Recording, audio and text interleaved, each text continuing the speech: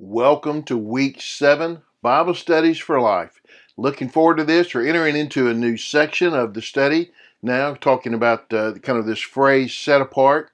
And here specifically talking about today being set, that God is set apart, that God is holy. He is different from us. So we're going to be in Psalm 99 today. Great passage. Looking forward to that. Before we dive into that, be sure and subscribe. Click that subscribe button if you haven't done that already.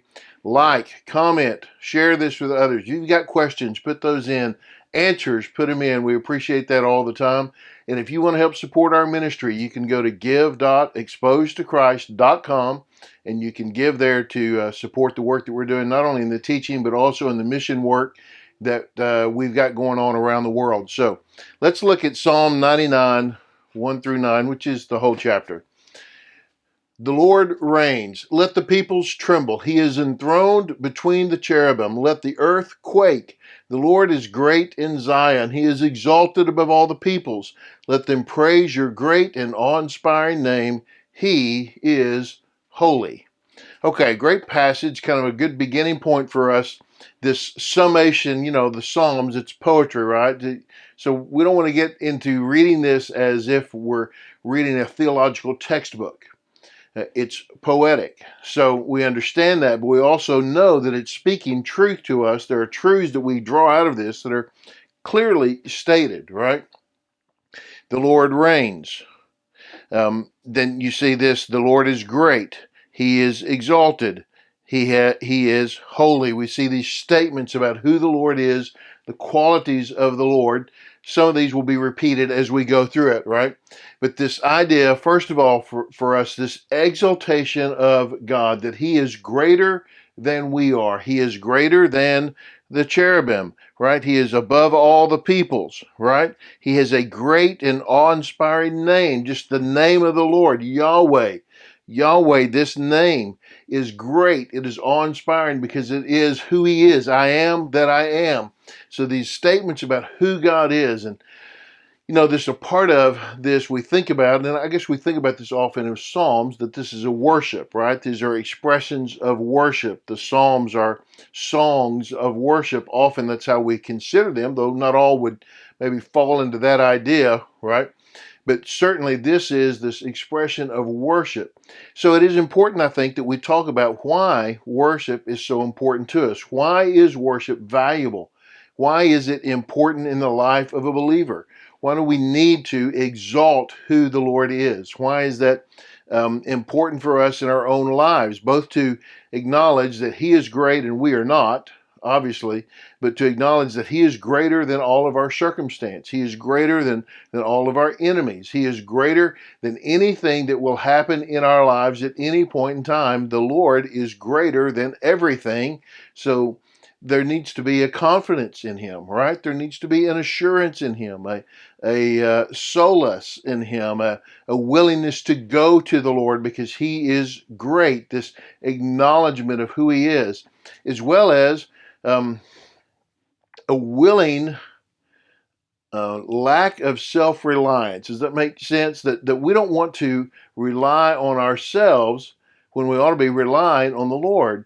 In fact, we are not greater than our circumstances. We are not greater than all of our enemies. We cannot overcome everything, but the Lord can. So this recognition of who He is and what it means in our lives, that He is who He is and we are not who He is, right? The Lord reigns, so we need to tremble in His presence.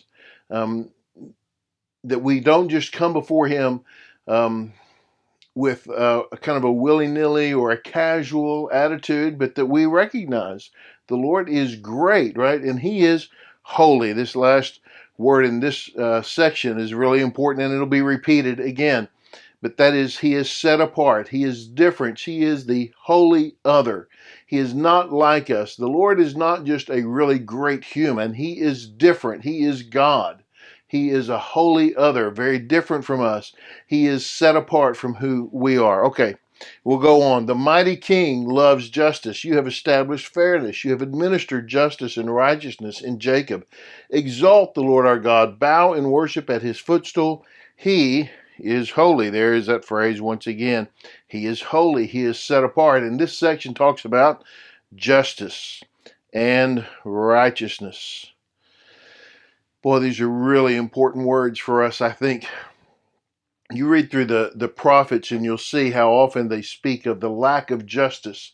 And I think often we look in the world today and we may wonder, where is the justice and fairness? Okay, this other word, this fairness. Fairness is a word that is not where everybody gets what they want, but where everybody is treated fairly, which doesn't necessarily mean that everybody's treated the same, but everybody is given an equal opportunity to do what's right and to suffer when doing what's wrong. This is fair, right?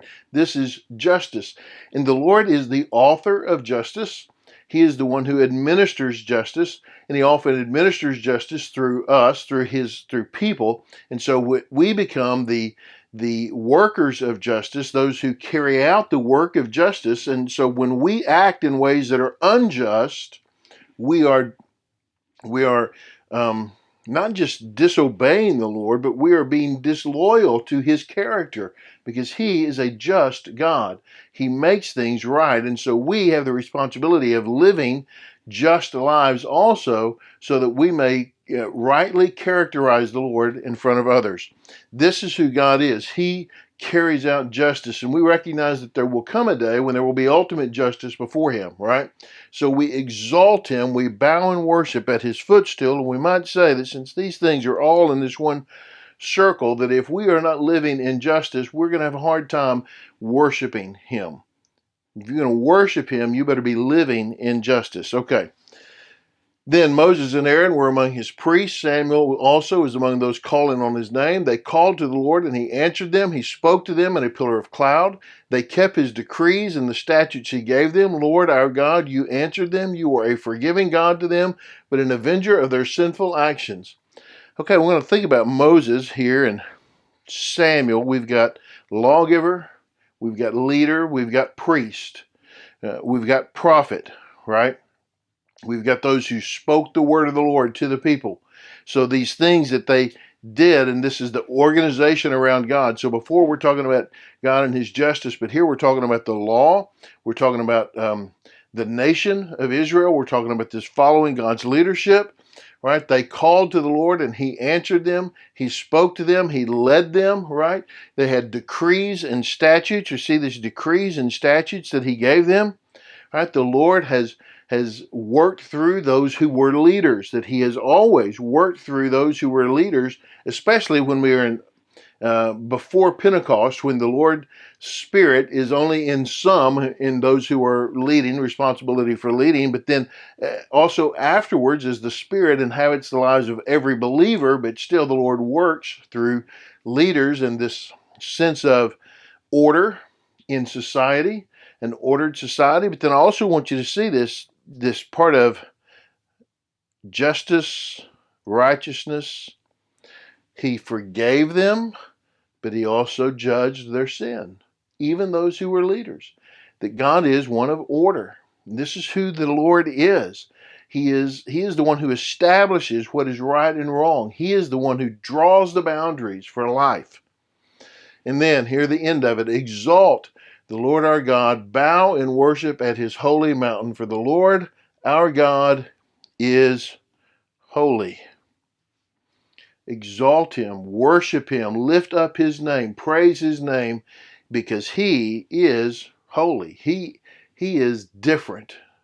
He is worthy of this worship. For all these reasons, right, we can go back and talk about justice, we can talk about fairness, we can talk about righteousness, we can talk about order and decrees and laws, leadership, all of that. But at the heart of all that is he's holy. He's worthy of worship because he's holy. He's different from us. And so we must give him worship. And I think it's valuable to talk about what that means practically in our lives and how that works out, what that means to us, how it works out in our understanding of ourselves and our understanding of our situation and our understanding of God when we actively participate in worship as opposed to when we do not, and what that does in our lives when we don't participate in worship. Hey, I hope that's helped. God bless you. Thanks for watching. Thank you for teaching. Well, those of you teachers, God bless you for that. Appreciate you being willing to put in the work to lead others to know the Lord. So God bless you as you teach. Be sure and subscribe, like, comment, share, all of that stuff. Push that button down there. Push it. All right, we'll see you next time.